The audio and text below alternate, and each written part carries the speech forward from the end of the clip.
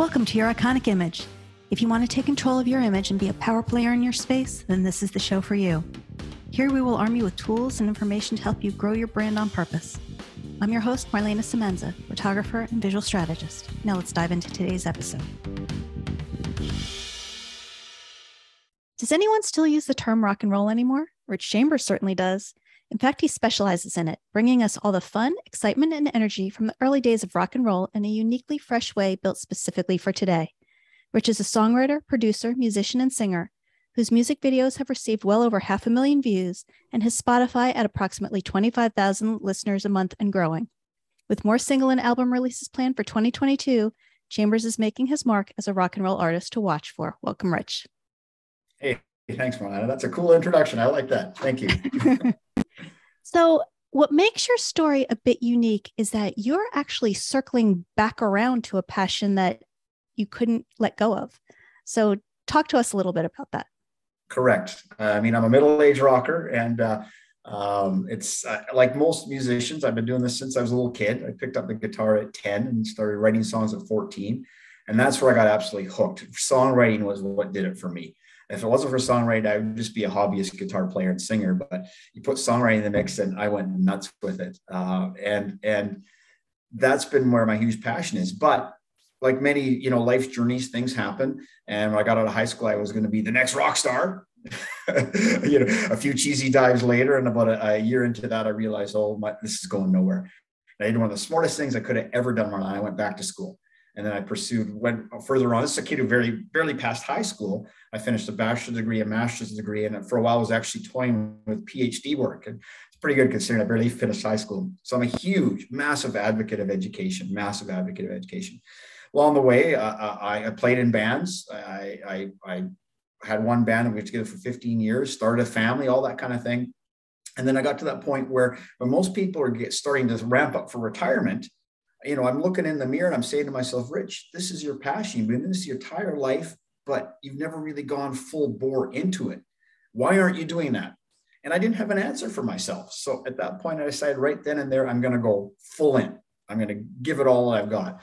So I often laugh, when people hit their midlife crisis, the stereotypical image is the guy who, gets the young girlfriend in the convertible. Well, I bought the guitar and started singing songs. So that's how I sort of come full circle. So my big thing, Marlana, is I sort of looked in that proverbial metaphorical mirror we always look in and say, what am I doing with my life? And I said, I don't want to grow old with regrets. So I figured, what have I got to lose chasing my passion? Regret's the only thing I had to lose. And who the hell wants regret anyway? Yeah. Let me ask you this, because I was recently having a conversation with a musician who is in her 20s, early 20s. And she said that someone had said to her, well, what's your plan B? And I said to her, tell them that you don't have one. Because if you have a plan B in the back of your head, then there's always that default. There's always that, what if I don't make it? But if there is no plan B and this is all there is, then you have to go forward and you have to make it work. What are your thoughts on having a plan B or not? It's a great question, Marlana. I think every musician has it because I was faced with that too. An interesting story. I had a high school counselor. Like I said, I barely passed high school. And I remember seeing my high school counselor. It was mandatory all to see them. And she said, what do you want to do with your life? Music. That was my answer. And she said exactly what you just said. Well, what's your backup plan? Music. She said, you have to have a backup plan. And then she went on to explain, you should do this and do that and everything else. And I thought, I don't want to listen to this woman. I was out there. And I thought it's the worst thing a high school counselor could have said. And it's the irony is that later in my working career, I became an academic advisor at university where I advised students on career choices. And one of the things I always said is go after your passions. And I said, whether it's drama, music, engineering, computer science, chemistry, there will be a job for you. Go after your passions and make your passions. Define your career by what you want to do. Don't let a career define you. And that's the sort of rut everybody gets into. And that's where this plan B comes from. People say all musicians don't make money. Lots don't, but lots do. And the ones that have a plan to be a musician make money. There's no two ways about it. People could say, well, Rich, you're sort of a bit of a walking oxymoron because you have a regular job at a university right now and you're pursuing this music thing. But what is my true career? I have a job and I have a passion and a career. Mm-hmm. So that's how I look at it. So your plan B isn't necessarily a plan B. Your plan A is, I want to do music. And what people call plan B actually is maybe it's, in my case, it's a job. It's not a plan B. It's just what I do for a work on a day-to-day basis to pay the bills while I pursue the music.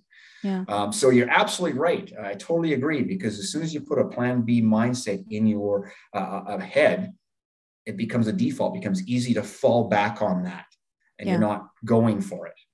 And I think sometimes, you do the things that you have to do the things that you want to do. Absolutely. But it's interesting to me because as somebody who also works in one of the arts, when we talk to people and they say, oh, I want to be a computer scientist, or I want to be a doctor, or they're never usually asked, what's your plan B? It's the people in the arts that are usually asked, what's your plan B? You're right. It's interesting to be a doctor. I work in education. I know what it takes to be a doctor. Oh my goodness. You have to be the creme de la creme of your student to get there. You have to be an amazing student. Most people can't do it. But yet you're absolutely right. If somebody says, I want to be a doctor, they could be a C student. I'll tell you the actual fact of a C student wanting to be a doctor. Sorry, right now, you're not going to make it. That's the reality. But people don't say that. They say, oh, good for you. Go for it. Well, so people miss it. And I come back to what I say often is, like I said, as in my years as an academic advisor and helping students and people figure out career paths, don't define yourself by your career. You define your career. So you don't want to be a doctor or a lawyer. You want to do what your passion is. And most people don't know there's so many different careers. I'm going off on a bit of a tangent, but it's so important in development and plans and goal making. There's so many careers out there. For instance, I used to tell students, okay, look at there's the bank tower in Canada. A huge bank is like the RBC or Scotiabank. These are big banks. I say, look at the Scotiabank Tower in Vancouver where I live. And it's, 20 stories and thousands of people work there. And say, who works there? What careers are there? The students would look at me and say, banker. I say, that's one career. You're not looking at the accountants. You're not looking at the IT people. You're not looking at the project managers, and the list goes on and on and on.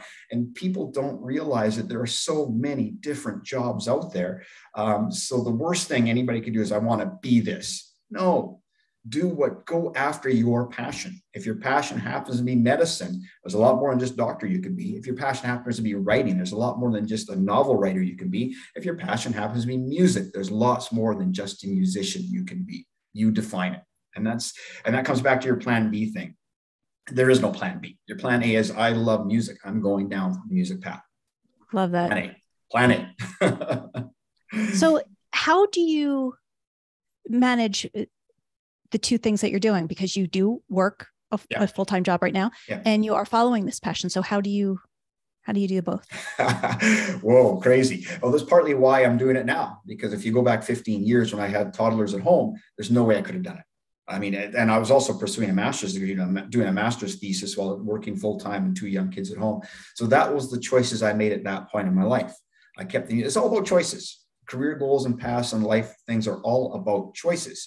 And I chose to do that. I have no regrets whatsoever, because I raised 2 wonderful young boys, and and I've achieved a master's degree, which was part on the bucket list, and I'm so happy and proud of that. But now I have more time open, and it's time to make a different decision. And I get frustrated at people, and lots of people do it. I mean, I get it. You get stuck in ruts. You say, "Oh, I can't do that. I need that. I need that." And I say, "No, you don't. All you need is a drive, determination, and a plan. Do it." In some ways, it's that simple. Yeah. So how are you getting traction for your music in your music career? That's the interesting thing. Boy, does it take a lot of work. Wow. It's one of those things when I started it. I mean, I started with just a pipe dream, my guitar and some songs. And I always had full belief in my songwriting. Not necessarily some of my production levels and my singing and guitar playing. That's taken a lot of years to work at it. But when I was a young boy and I first started writing songs, I had full belief in it. And I come back to, so I haven't said this yet, but having belief in yourself is massive, because in any career endeavor, no matter what it is, you're going to come up with roadblocks, and you got to have that belief in yourself to get over around those roadblocks. So when I started this huge music push, I was definitely a neophyte. What am I doing? I went on and checked all the Google boards and Reddit and everything else. What's everybody saying? How do you do this and how do you do that? And I started by basically releasing a Christmas single, Christmas songs.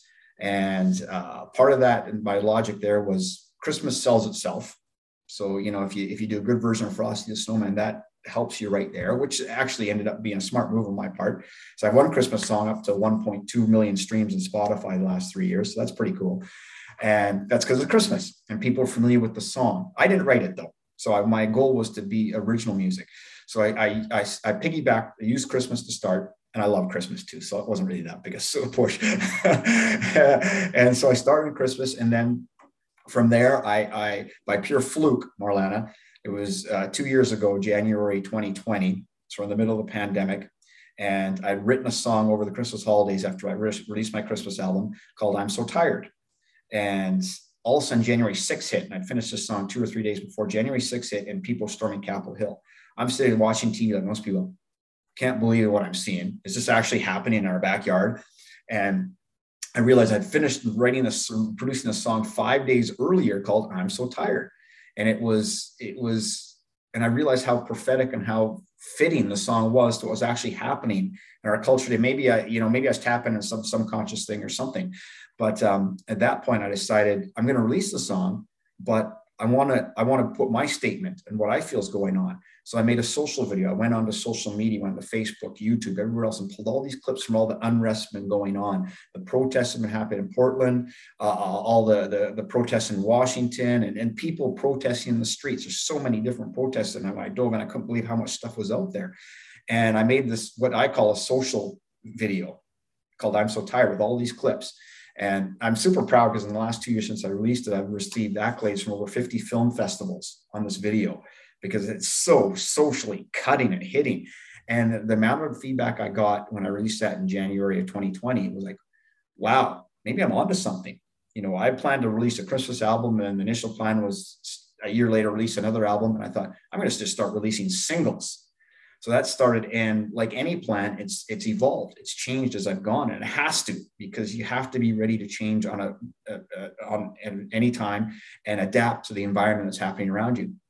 So I started releasing singles, and I started making contacts in some radio airplay, and I through trial and error, you find who the good promoters are, the bad promoters are. And I think a lot of artists, I have promoters that were getting me robot plays on Spotify and YouTube, and you trash them and you go for the ones that get you legitimate plays, trial and error.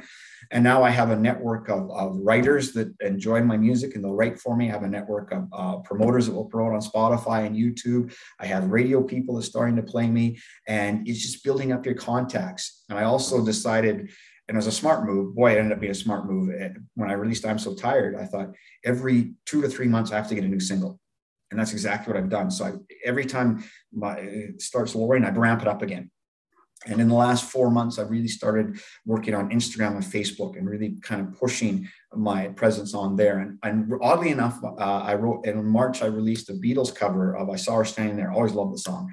And it took off in parts of Mexico. And suddenly now I have a huge following of Mexican fans, which is great. I'm also learning my Spanish because I'm doing all this Google. Thank goodness for Google Translator. My goodness, because I'm getting messages. And a little side thing, Marlana, I had about a month ago, I had this woman in Mexico, 75-year-old lady, email me. And she said, Rich, in Mexico, Google Translator, gee, Rich, I love what you're doing. So do my 6 and 4-year-old grandsons. And she sent me a picture of her and her 6-year-old, 4-year-old grandson dancing to my song. And I thought to myself, wow, I'm doing something right. And I've also realized that my music is such that I'm spanning the demographics, which has surprised the hell out of me. When I first started, I thought I'm going to hit my demographic, 35 to 55-year-old, that's who's going to follow me.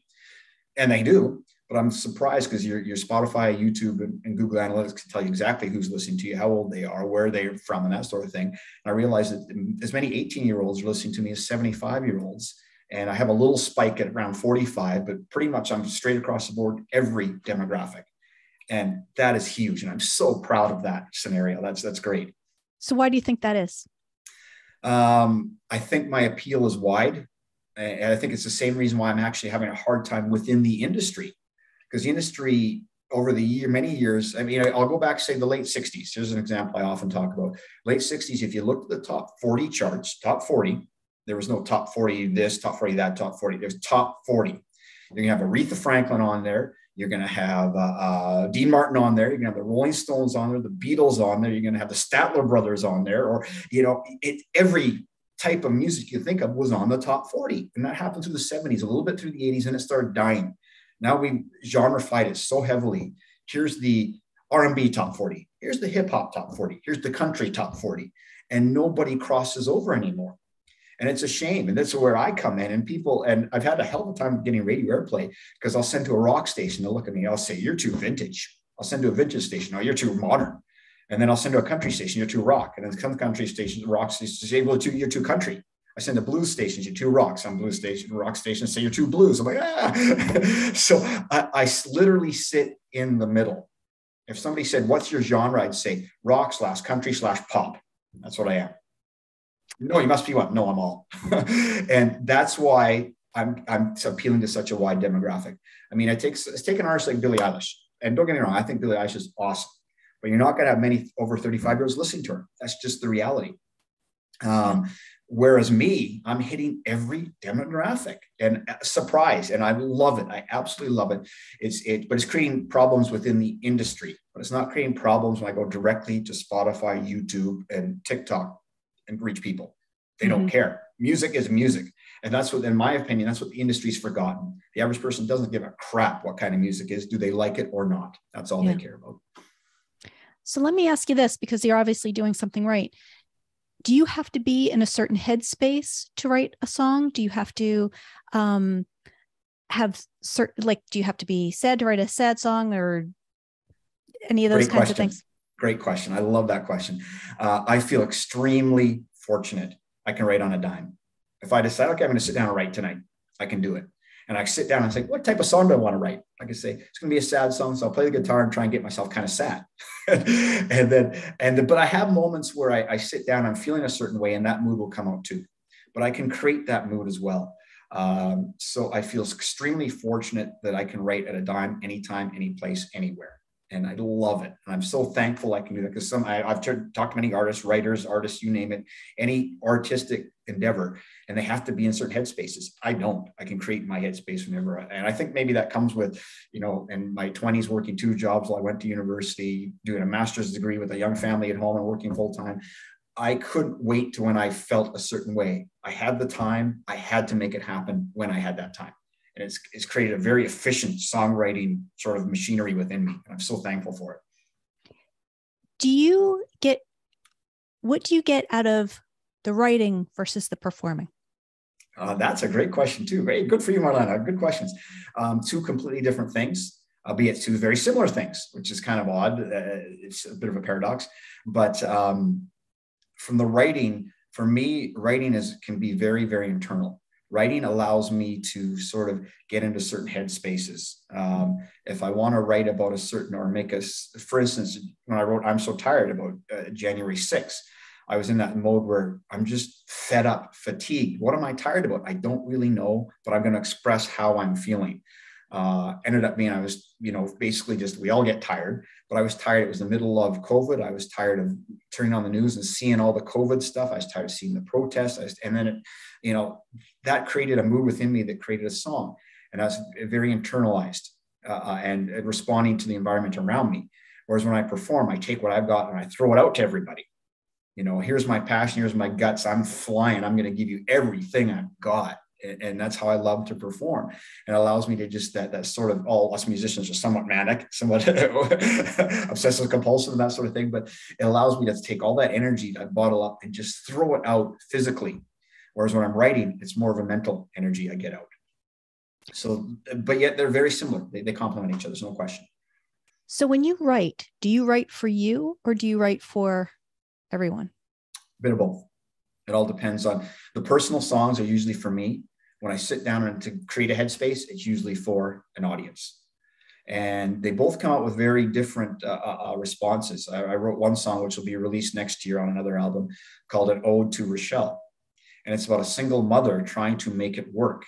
And she comes from an abusive background, runs away from an abusive stepfather, jumps into a relationship, looking for the wrong place, from the wrong places for the wrong things, ends up pregnant on her own. And the guy says, I'm out of here, see it, gone. And I'm super proud of the fact in 3 minutes and 20 seconds, I was able to pull that message in and make it work. And I was able to do that because I sat down and I thought about that situation. I thought, what's the toughest thing that a single mother has to deal with? And I started imagining what goes on to make it happen. That was writing for an audience. So it wasn't internal. Whereas I can think of a very, very internal song. When my mother passed away, when I was 30, so it's kind of young to lose a parent. And, at first I was sort of in shock, like most people do when a loved one passes away suddenly. And about 3 weeks after her passing, I sat down and I wrote the song called I Love You, Mom. Extremely, extremely internal, completely my message, my grieving, my saying goodbye. It was for me. Yet as I played it, I don't play it a lot, but when I used to play it a bit, people go, wow, that's something else. So that internal message resonated with them as well, which when that happens, I think, wow, I've really done something good. I've written something for me and it resonates with others as well. And, I'm going to ask this because you and I had this conversation at one point. What are your thoughts on the way the music industry is? So many people seem to be so reliant on electronics. Mm-hmm. And are you more of a purist or when it comes to music? That's probably a simple way of putting it. I appreciate all types of music. Don't get me wrong. I listen to an EDM and I love some of what's going on. But for me, a musician is somebody who picks up an instrument, either blows it, plays it, bangs it. That's a musician, not somebody who's sitting on a computer programming. But yet it's all music as well. The one thing I'm not a big DJ fan. I know DJs have been elevated to the point, they're acts and performers. Big deal. You spin music. I know there's DJs out there going, they're mad at me right now, but I'm sorry.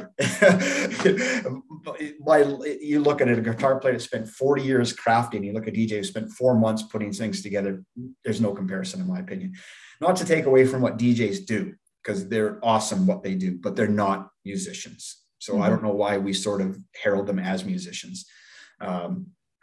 So I like using real instruments. And I think that's another thing that resonates about my music is that I'm not a drummer. And people say, oh my goodness, you're a bit of a paradox here, because I will use sample drums, but they're real players. I'm not a drummer. I'm a rudimentary drummer, and drummers are so hard to record. And when you're in a home studio, you can't record a drum.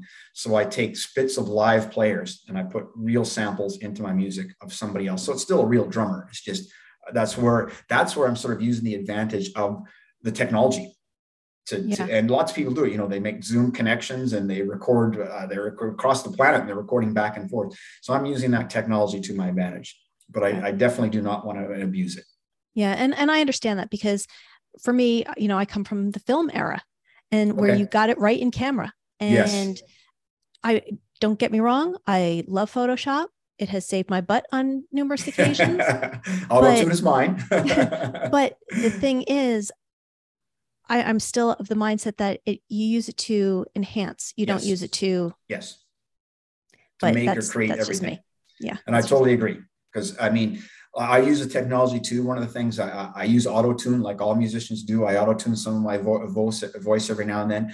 But at the same time, Marlana, I've often left mistakes in. Mm-hmm. And sometimes I've sang a note flat. I think to myself, but man, it has that passion. It has that angst. And humans aren't perfect. I'm going to leave it flat because that's what's perfect for that moment. And, I think one of the detriments to any technology is that it can be overused.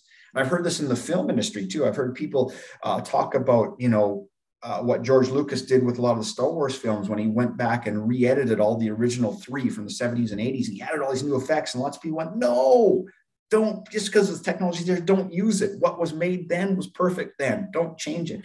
So there's some of that, in my opinion, there's some of that where sometimes, no, the technology, it's so tempting to use it.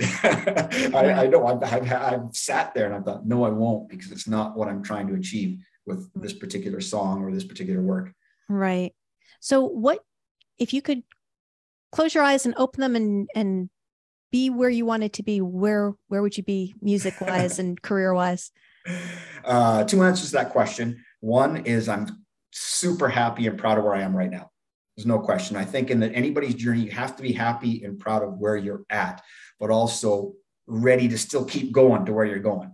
So I got a mountain, I'm climbing a mountain, and I'm very proud that I'm halfway up that mountain, but there's still more to go. And let me just stop you right there for 1 second and interject this, because I think that's so important, is that people are always so focused on the end result that they don't take the time to stop and appreciate where they are and celebrate where they are and how far they've come. Yeah.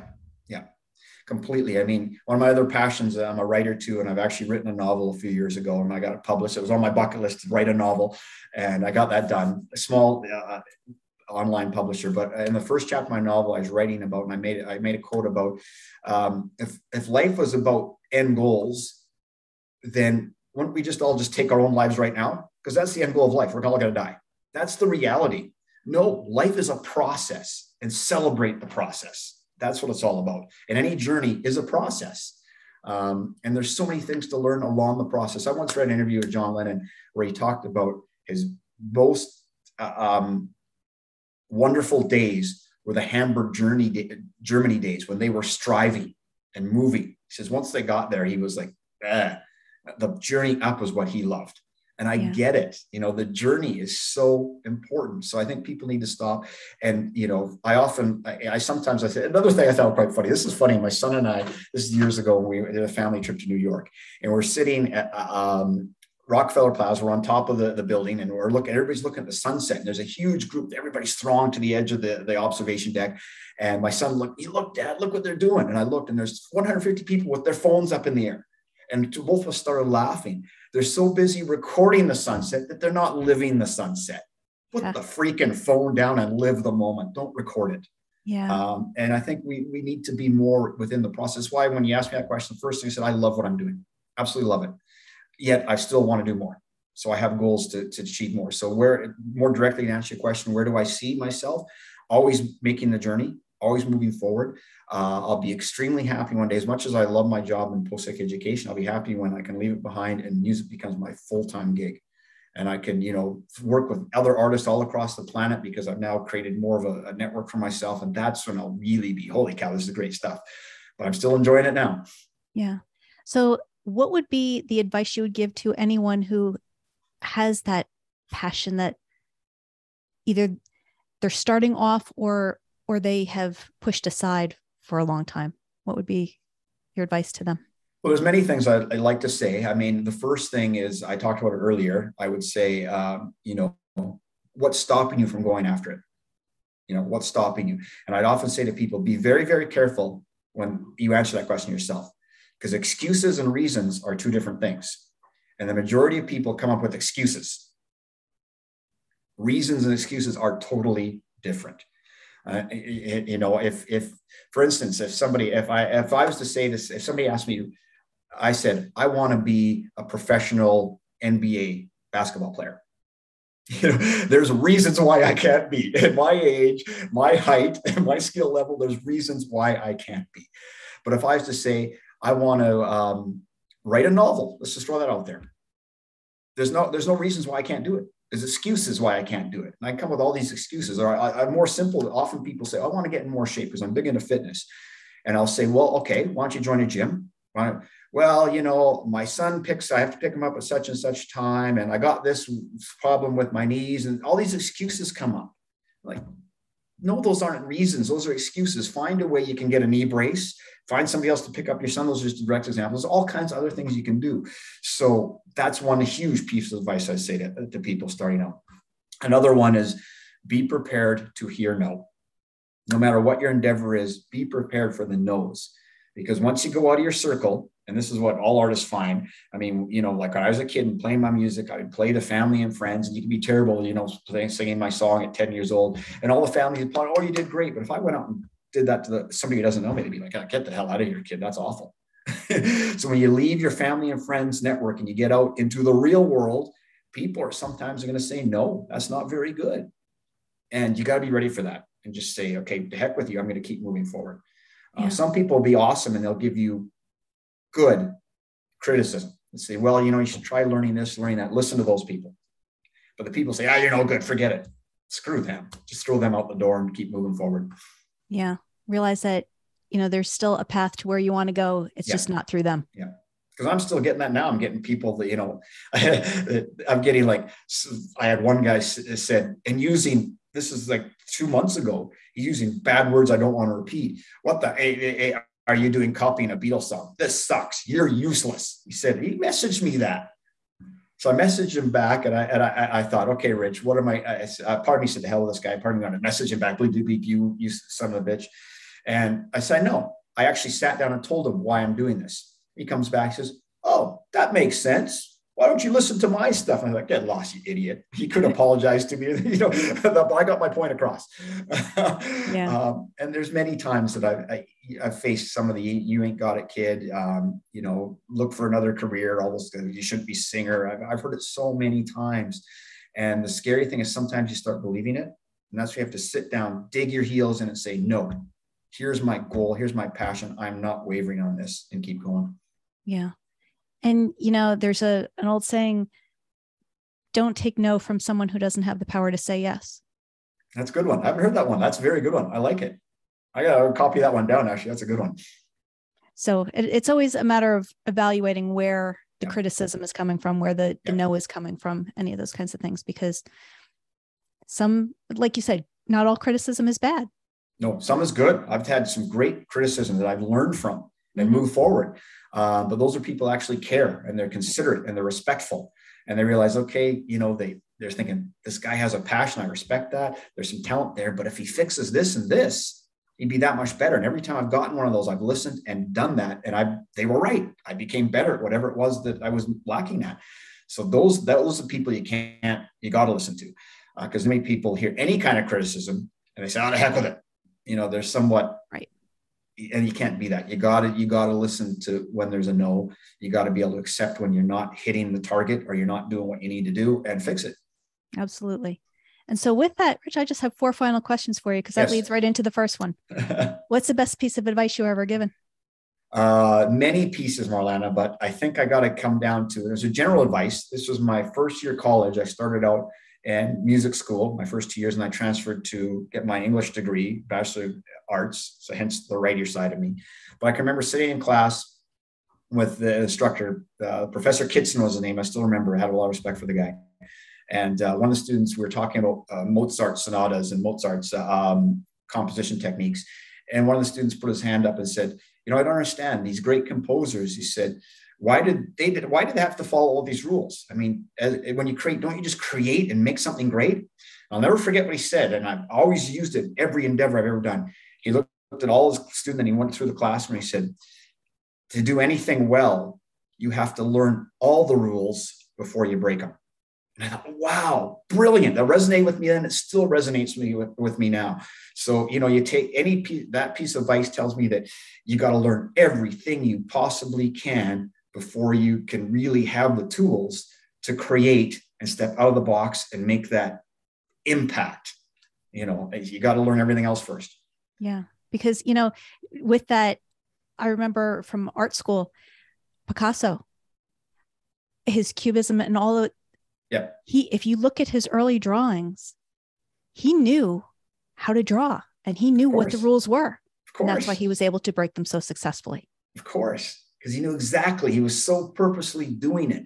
Every now and then somebody flukes and they break a rule and they hit a moment, but it doesn't stay because they had no idea how they got there. They just fluked out. But the real greats, the composers, the artists, the filmmakers, the doctors, the lawyers, the scientists, they know what they're doing when they start breaking those rules because they knew every rule and method that got them there in the first place. Mm-hmm. Share with us one thing on your bucket list. Well, there's 2 things that I've already accomplished. And one was to write a novel. I always wanted to write a novel. And I completed one about 7-8 years ago. And I started number 2, although it's a little bit on the back burner, but I'm about 60,000 words in and I'll keep going. So I've always been a writer. 2 was doing what I'm doing on the music side. I'm living my bucket list, absolutely living it. So I love, it's a great question. So I'm living the bucket list on a more sort of superficial scale, I can say, because those are the internal things that really meant a lot to me. And I'm so proud to say I'm doing them. I would love to be able to play in Vancouver. We have this big park, open huge. It's Vancouver's version of Central Park from New York. It's Stanley Park. I'd love to have a live gig in Stanley Park with thousands of people watching me. That's the bucket list, and that's at the top of the mountain I'm climbing for. I'll get there one day. But the real bucket list, I'm living them right now. I'm super proud to say that. Love it. So when the toy companies finally get around to making an action figure of you, what 2 accessories will it come with? Okay. It'll be me smiling and singing. Guitar for sure. It's got to have a guitar. It's got to have a guitar, a microphone, and pen and paper. And then I'll throw a hockey stick in there because I've always been a massive sports fan. And there was one point when I was a kid where I actually was good enough to potentially pursue a path in hockey. And I had people really pushing me like, Rich. Thankfully, I was 14 years old and I was the same size I am now, which is 5'9". I didn't grow after 14, which would have been a problem. But at the time, though, I was into guitar. And so hockey was something, I still play hockey because I love it. But guitar was my passion. I knew it then and there. But still, give my action figure a hockey stick because it's still something I've always loved. Love it.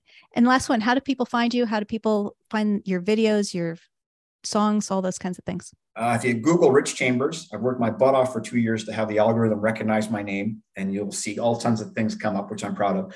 But Rich Chambers Rock and Roll is my Facebook and Twitter handle, or just type in, hashtag Rich Chambers, richchambers.com.